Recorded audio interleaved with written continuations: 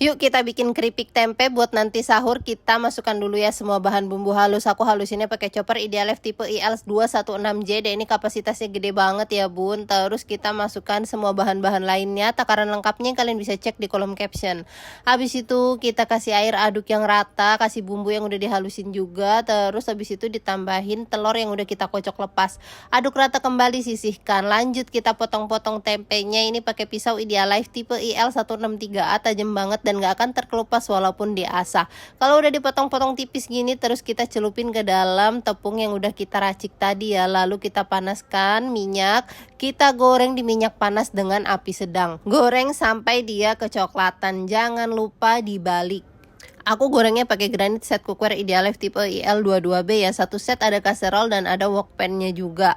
Nah kalau udah matang kita angkat, tiriskan, lakukan sampai selesai, didinginkan ya. Kalau udah didinginkan ini udah siap konsumsi. Boleh juga dimasukkan ke dalam toples ya biar makin awet.